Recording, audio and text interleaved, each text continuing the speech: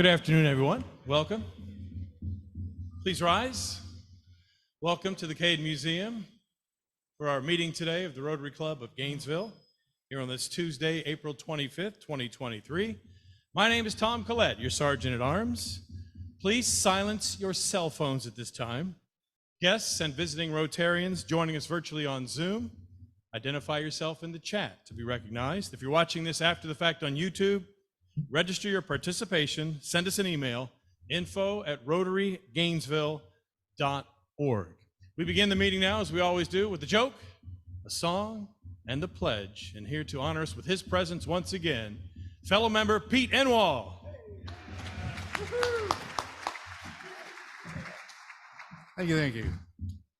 As you know, the City Commission has been doing different things with our city, and one thing they've done is to try and rethink the parking situation downtown. And so they toyed with a few things, as you may know. One of the things they did was to put no parking signs or tow-away zone signs on different spots that are new.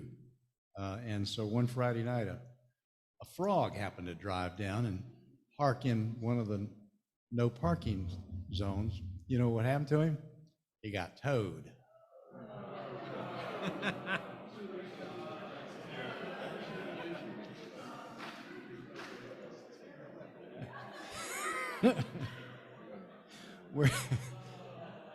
We're going to sing America the Beautiful today. Oh, beautiful for spacious skies, for amber waves of grain, for purple mountains, majesties above the fruited plain.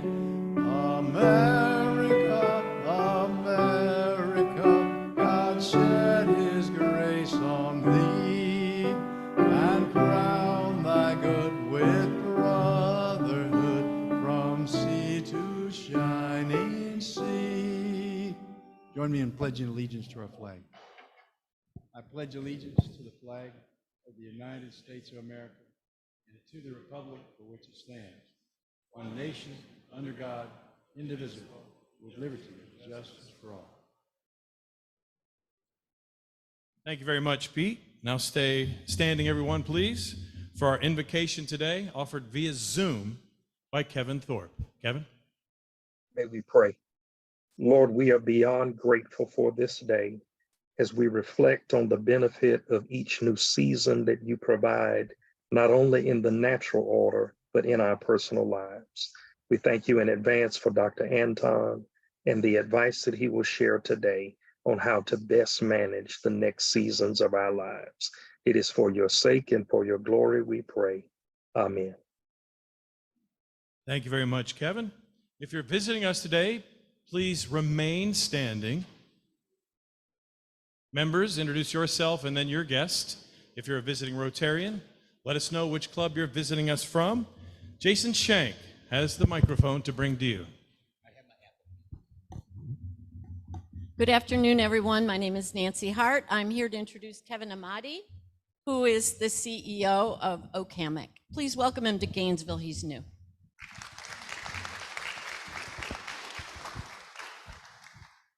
Fellow Rotarians, my name is Ben Campen. I have with me today the former president of this club, Dana Nimini.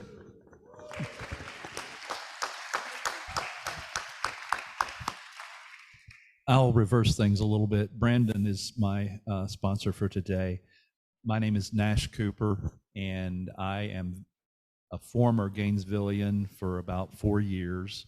And I moved away in December of 21, and this is my first time back to visit. And I have so missed the Gainesville community, and it is such a treat to be able to join you folks in a little tour in quasi-grad school. That's a long story. I ended up being president of the University of Tennessee Chattanooga Rotarac. So I would quasi-call my home chapter the Chattanooga Rotary because they were our sponsor. Again, thank you, and it is so enjoyable to be here. God bless you.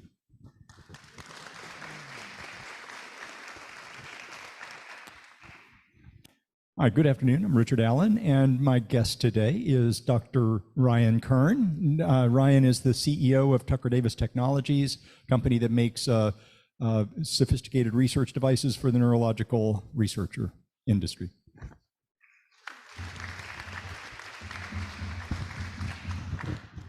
Hi, Rotarians. My name is Eric Godet, and I want to introduce Ashley Bryant from Butler Enterprises. She's the Director of Marketing. And Chris McGrath over there. And Chris, tell us more about yourself. I'm the store manager of the new Southern Tide store that opened in early December in Butler Plaza. So give them a round of applause. If you haven't been in that store, it's incredible. Yeah, Southern Tide. Welcome to all of our guests and visitors today.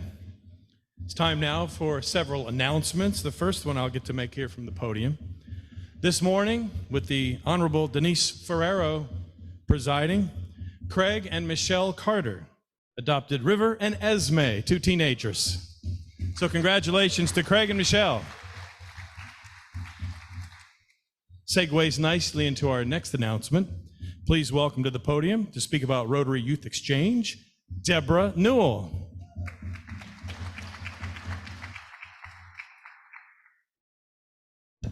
Thank you. I just wanted to let you know that you all will be very proud of our students that we are sending out from Gainesville. I attended a language camp this past weekend with all 9 of them and got to help judge, coach, and encourage them in their language of their country that they're going to. And Sam is speaking fluent Hungarian. Galen is speaking the language of Austria. And Delaney is speaking very fluent Spanish, and I had pictures, but I was late in getting them to Wes.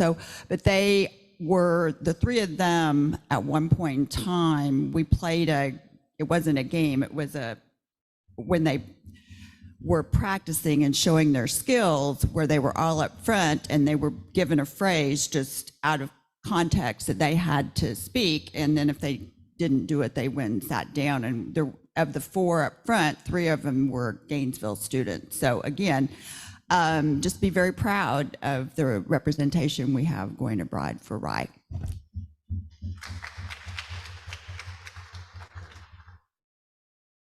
Thank you very much, Deborah. Our next announcement is a special announcement.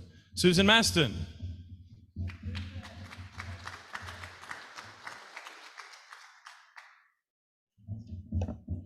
Good, beautiful Tuesday, everybody. I'm Susan Maston. When we first learned that Greg Young was going to be the new president of Rotary, I made him a promise. And today is an opportunity to keep that promise.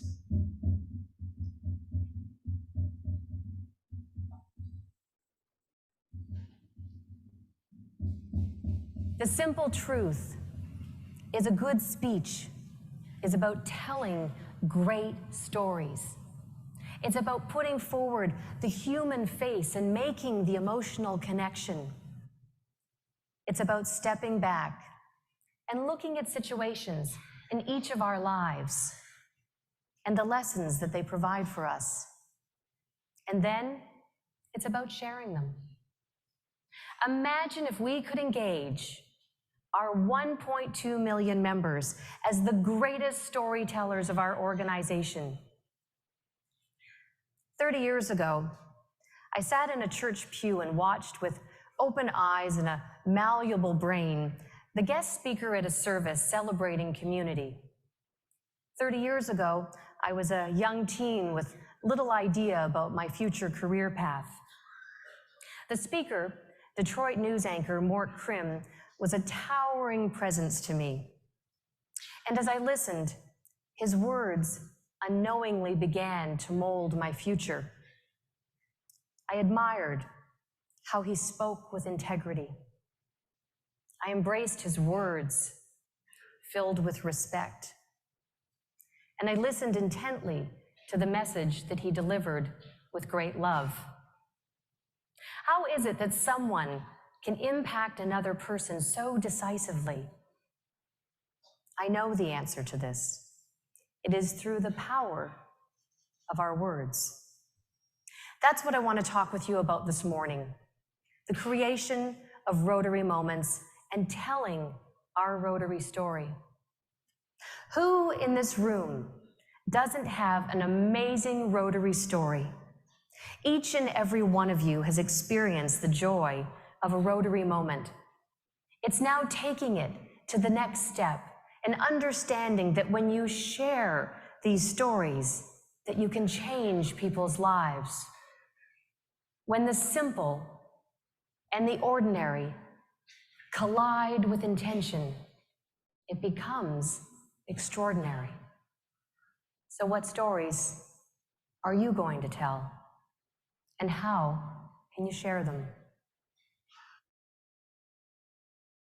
The simple truth is a good speech.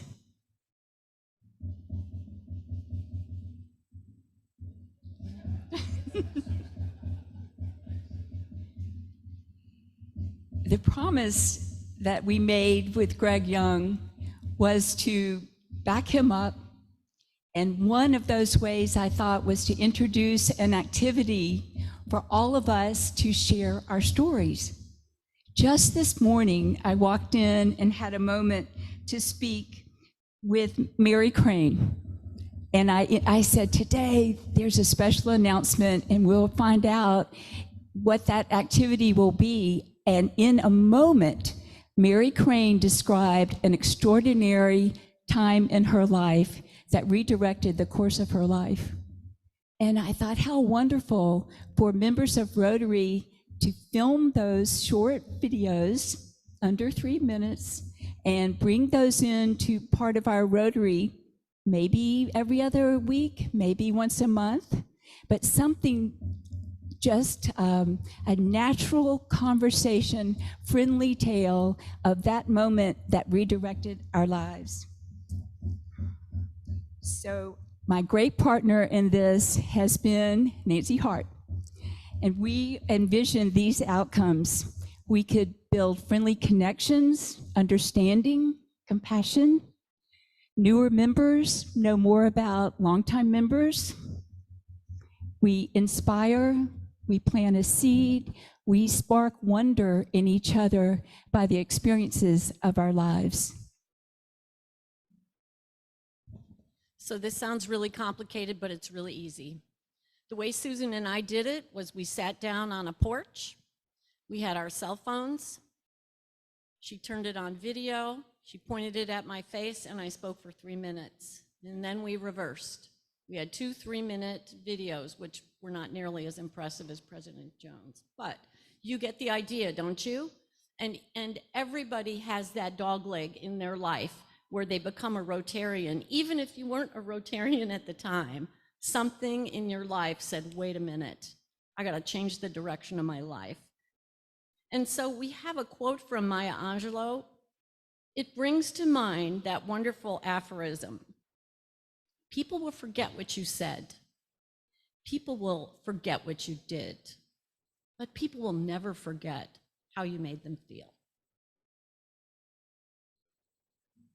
So take some time and think about a person, a moment, an experience that redirected the course of your life. Give us a call, and we'll call you. Jeff, I'm going to call you right away. Thank you for the great story, the great potential, and we'll help you make this happen. It really is that simple. You sit down with a friend, you could stay after Rotary and find a little corner in the cade and record that story just like a conversation of your life. Thank you.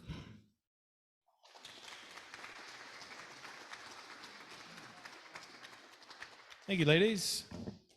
Now we turn the meeting over to your president, Greg Young, everyone.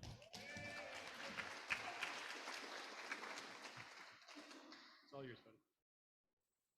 Thank you, Tom, and thank you, Susan and Nancy. I'm so honored that you brought that forth to the club, and we talked with Linda yesterday, and she's all in, so hopefully this becomes a Rotary tradition for our club, which I would love to see that. I want to welcome you all here today. I want to say hi to Ashley and Chris back there. They came to visit today to see us and see what Rotary's all about. So welcome. I hope you enjoy it today.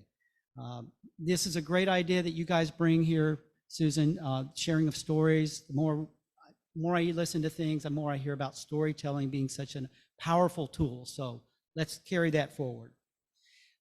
Came to my, actually, Tom made the announcement about Craig Carter. I don't see Craig here today. He's probably busy doing some child caring or something.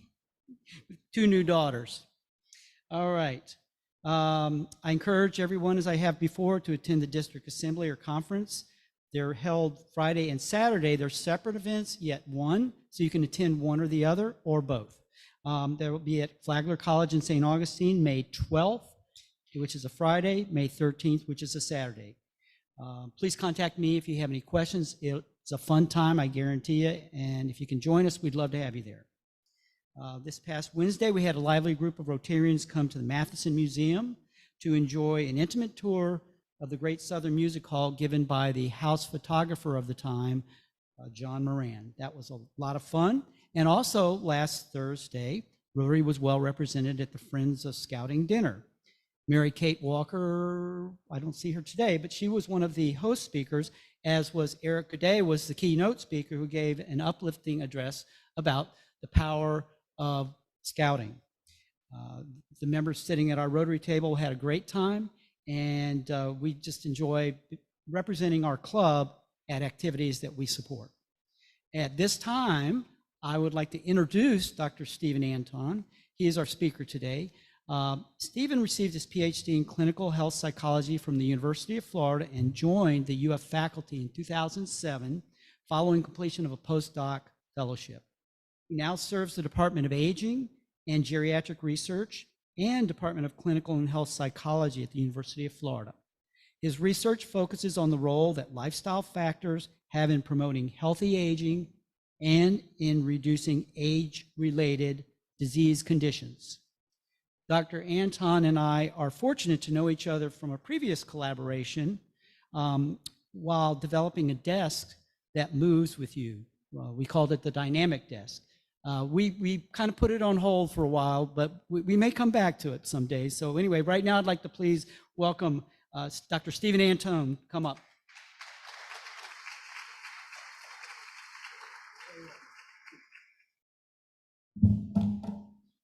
All right, I was told I have 25 minutes, so I'm going to start my stopwatch. And first things first, I want to say thank you so much for the kind invitation to come and speak today. It's an honor to be here and see so many familiar faces, and so thanks for coming to the talk. I'm not sure if they'll be coming up shortly, I think. Perfect. All right, so this is a picture of the building that I currently work at, and fortunate to work at. It's called the Institute on Aging on the University of Florida's campus. As you can see, it's an all-glass building, and that's where we do the majority of our research for the actual lifestyle intervention component, such as exercise or resistance training. We have a health promotion center, which is a separate area, but in terms of the clinical assessments, this is where they happen. All right, so for today, I wanted to just give you a brief outline of what I want to talk about. First, some of the factors, not all of the factors, that can affect changes in function during aging, what we can learn from the biology of aging, the importance, and this is kind of the part of my talk that may differ from maybe what you thought you would learn, the importance of stress in our lives, and also recovery. And this is the key concept that I'm going to convey. And then the potential lifestyle changes that can induce positive adaptations, and then some conclusions. So I'll do my best to go through it at a level. If anything I say doesn't seem understandable in a way, just raise your hand and say that differently, and I'll do it. Okay, so first off, what is aging, and what is the difference between lifespan and health span? So at our center, what we really focus on is this concept of health span, which is the time period in which you're living healthy, independent, fully engaged, and functional. And so our goal is to extend health span. Of course, lifespan is also great to extend, but most people would like to be fully engaged as they're alive. And so that's just the terminology that we're going to focus in on health span. And from this figure, hopefully,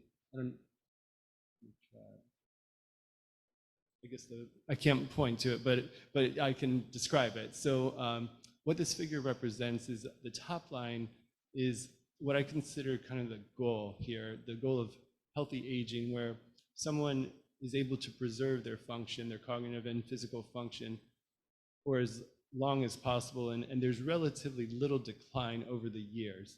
And so some of the factors that would influence that, as you can see from the figure, is strength preservation, as well as environment that they find themselves living in. Unfortunately, that trajectory is not the typical trajectory, especially in our country.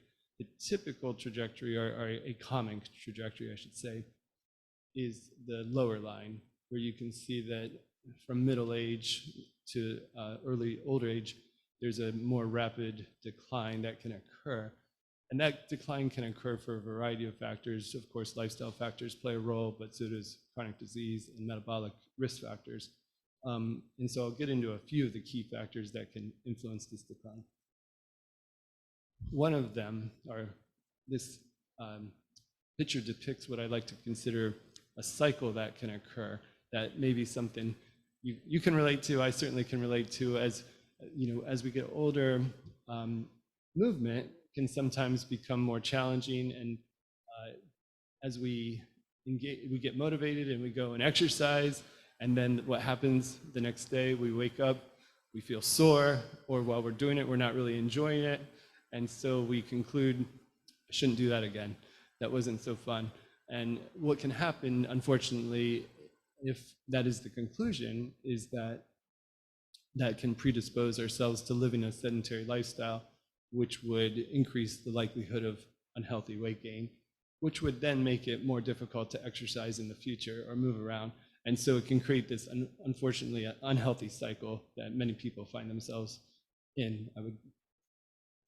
And what also happens, or just to kind of explain why this can predispose us as we age to unhealthy weight gain, because there's 3 critical components to our total energy expenditure. And the first is our lean tissue mass. And when that is decreased because of lack of physical activity, then our resting metabolic rate is lower, so we're expending less calories throughout the day. Secondly, if we have a reduced physical activity because we want to avoid the negative effects of physical activity, that can also reduce our total energy expenditure.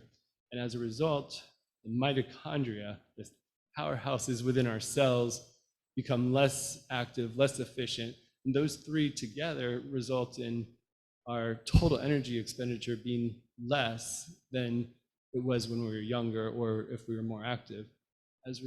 Unfortunately, though, the drive to eat, our desire for food, does not correspond to the reduction in total energy expenditure, which together leads to, unfortunately, unhealthy weight gain as we age for many people.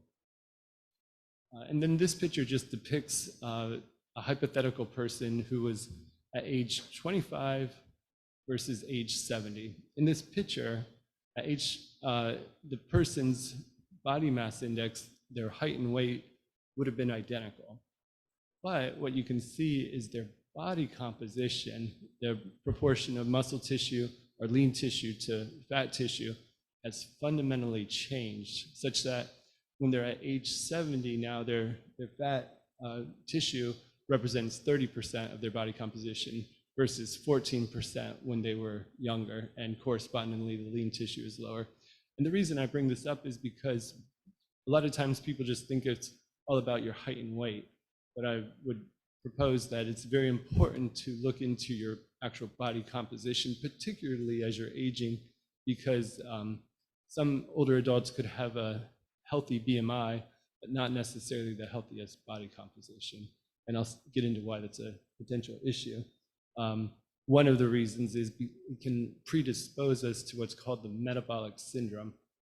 Have any of you heard of this syndrome? Most people, or it looks like a few people. Essentially, it's a constellation of risk factors And it's diagnosed when an individual has 3 or more of the risk factors that are presented up here. Abdominal obesity is a hallmark, but so is fasting glucose, as well as high triglycerides, high cholesterol, and high blood pressure. So it can be any 3 of those together. And the reason I'm bringing that up is because first, as you can see from this slide, the prevalence of this syndrome proportionally increases with aging, such that almost half of adults, or approximately half of adults who are in the age range of 50 to 69 have this syndrome. And that even goes up higher for adults over 70, but when you're younger, 18 to 29, the prevalence is less than 10%, and then it proportionally increases from there. And that's important because a few studies now have shown that it dramatically increases mortality risk from both cardiovascular disease as well as all causes. In addition to the negative metabolic effects that it has on the system, I also like to point out it's not just our physical body that's affected by metabolic states, but also our brain function. And this was a nice review article, I think, that talks about the hallmarks of brain aging and the effects metabolic states have on our brain function. And so I put this next slide up, and I asked the students in my health promotion class, who can tell me what this means or can explain this slide? And I'll just pause for a second, give you a second to kind of digest it. Can anybody in here? Go ahead. No problem, no problem, no problem. So I can totally see why you can't read it, it's blurry.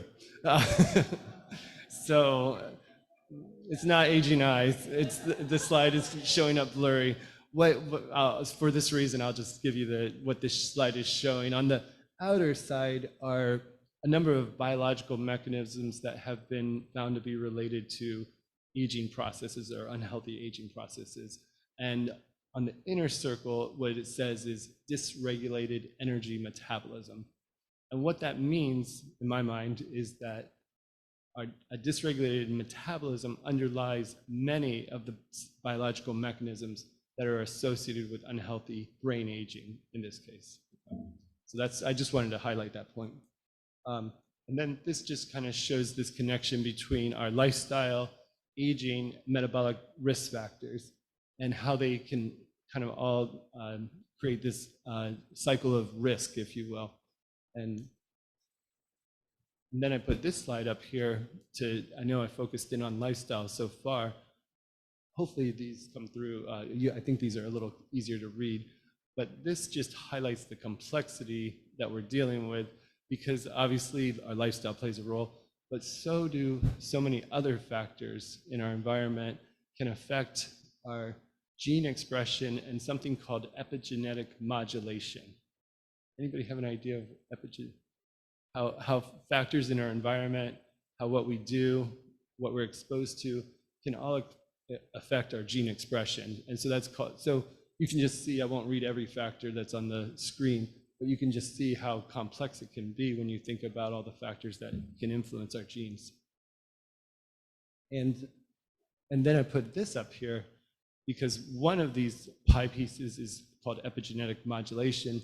There's a few others called cellular senescence, which is when our cells stop functioning as well as we want them to, stem cell exhaustion, altered communication between the cells, loss of proteostasis, which is protein stability, and then at the bottom, orange, is called mitochondrial dysfunction. And I just wanted to highlight that one for the moment, because the research is just showing how important the mitochondria, the powerhouses within our cells, are for healthy aging.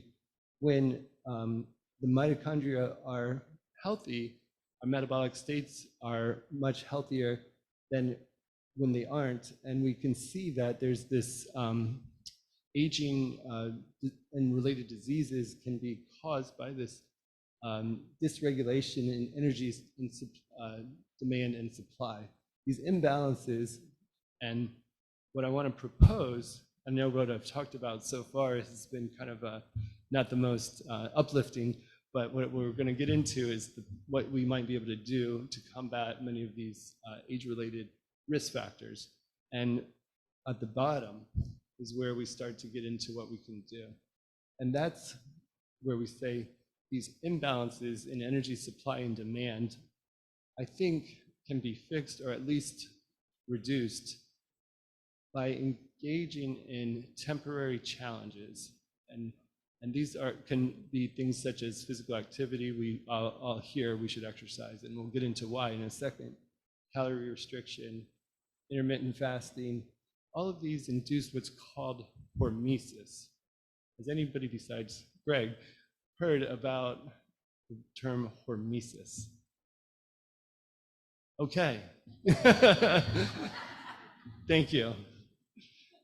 So hormesis is a fancy word that just describes how our cells adapt to moderate levels of stress, that they become at the right level of stress. The optimal level of stress results in our cells becoming stronger and more resilient.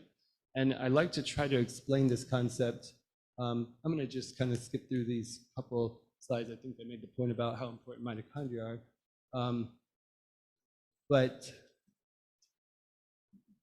we'll come back to the hormesis in 1 second and explain it through exercise. Just showing you how these various types of temporary challenges can affect the mitochondria, which can affect our ability to fight off disease processes.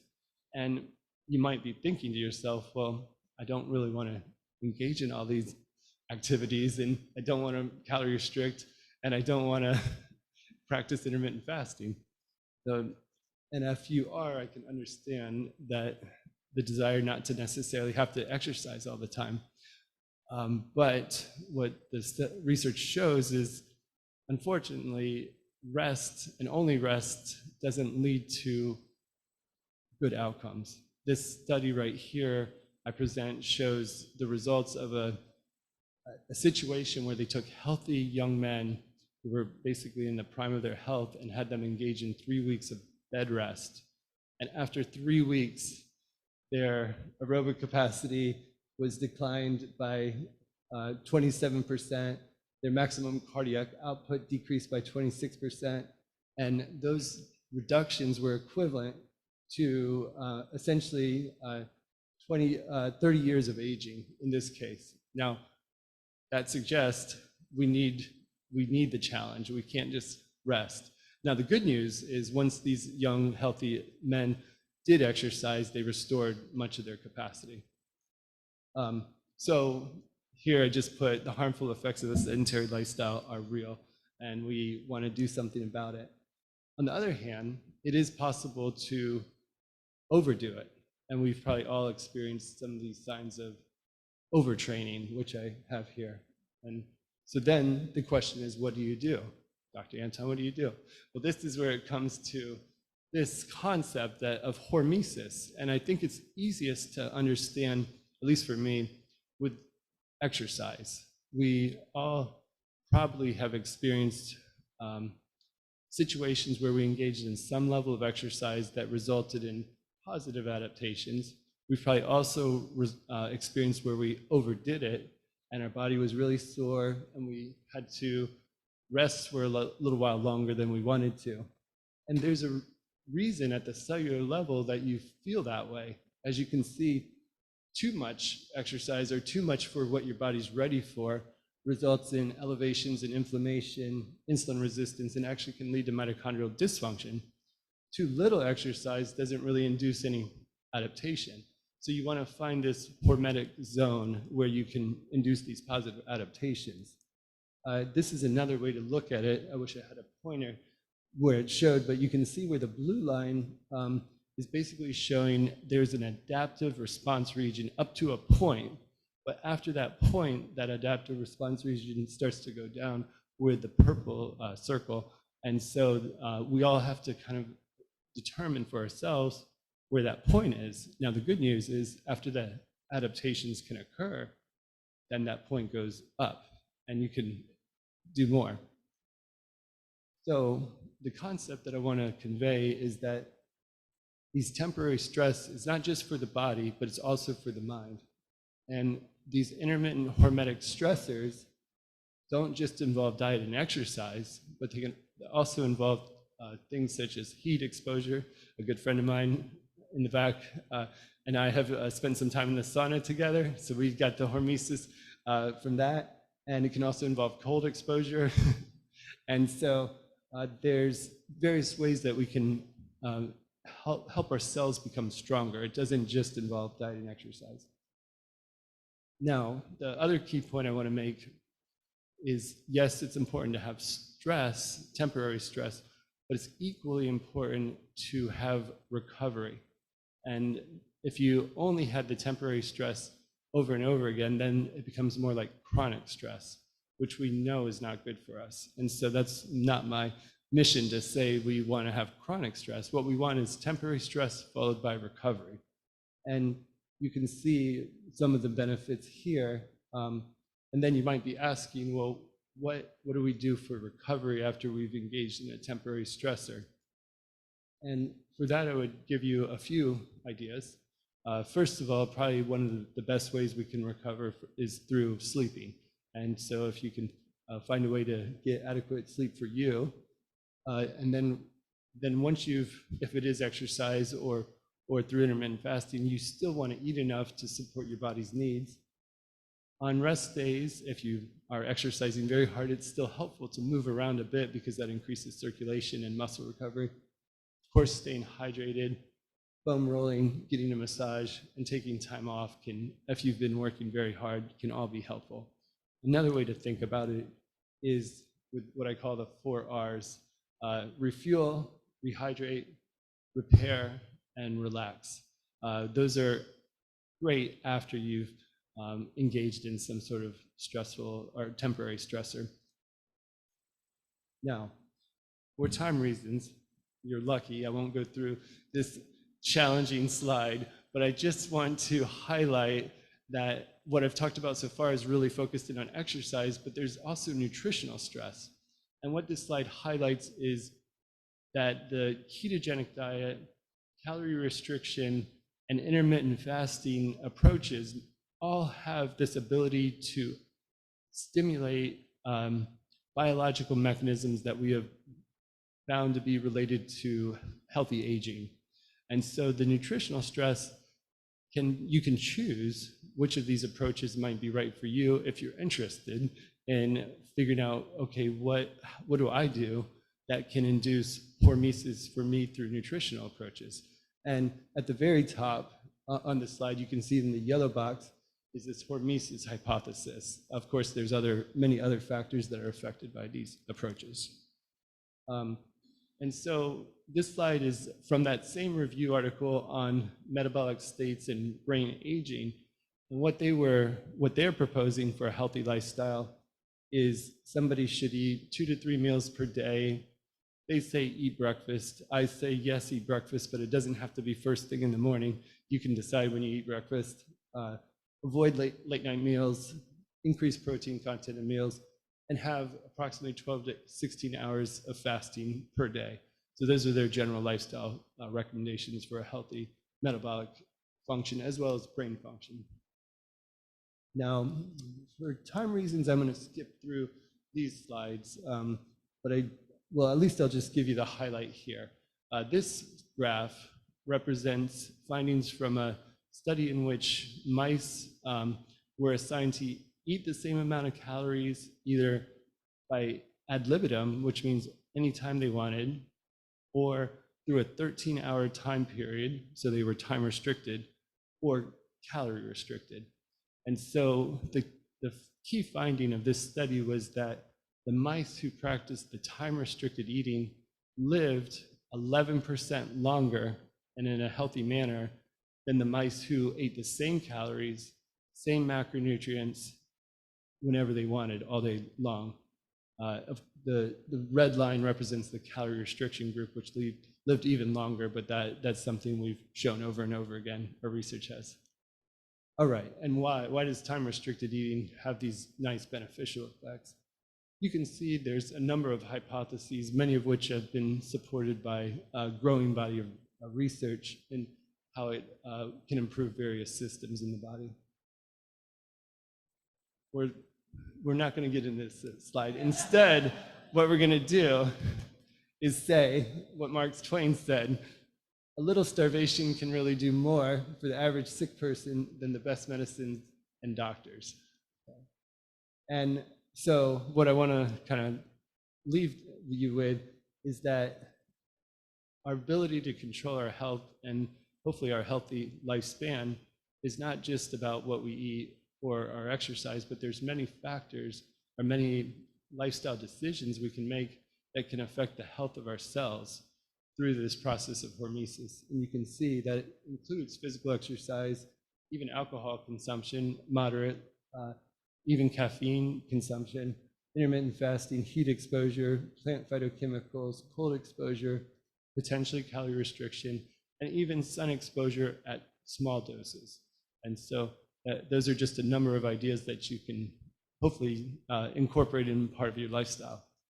Now, the truth is that most people don't do most of these, and as a result, they don't feel much energy. So this is just hypothetically, you can see the energy level of somebody who doesn't engage in any of the hormetic practices. On the other hand, somebody could practice physical activity and maybe cognitive activity, but not have the healthiest diet and have some energy levels. Or vice versa, they might practice some intermittent fasting and some cognitive activity, but not exercise, so they have some energy. But if you do more than or all three, then theoretically your energy level is going to be even higher. And so that's what I want to convey, that the combination of it all can really make a difference in how you feel.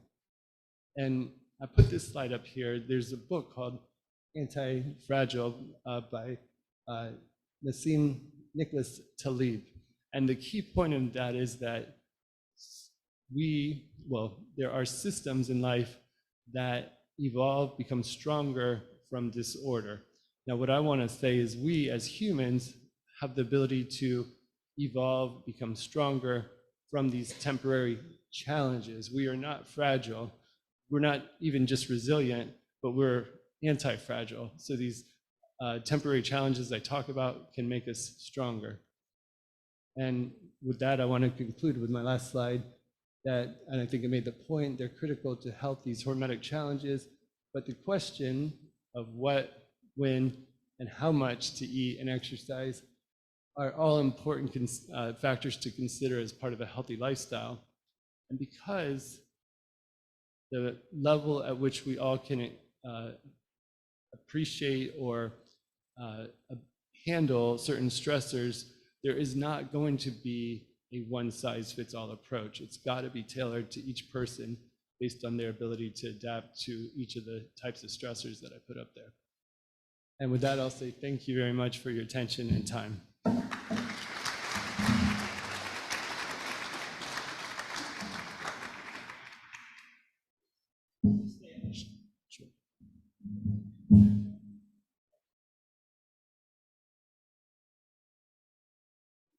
So while y'all get that down, I just will say Dr. Anton is very willing to stay after for questions in the interest of getting everyone out on time. If you want to ask a question, please come up after the meeting.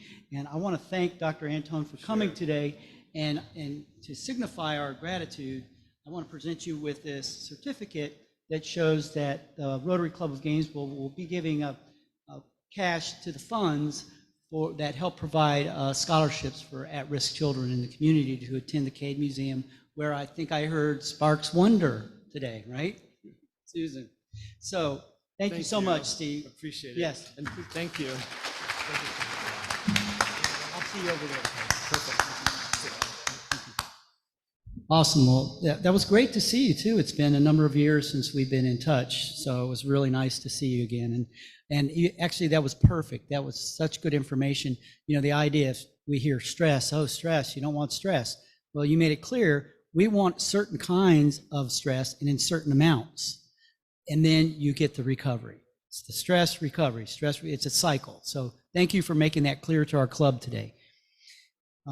Well, I thank everyone for being here and looking forward to another great program next week when we have a friend of Dr. Joseph Cothins, our program chair, Dr. Arthur Lee, who will share with us advances in cardiovascular medicine. And is that correct, Joe? That the topic? Spot on. Okay, very good. Thank you. And so the quote for today, anyone who keeps the ability to see beauty never grows old. Franz Kafka. And the last 3 digits of the Rotary Safari number is 492. And with that, we are adjourned.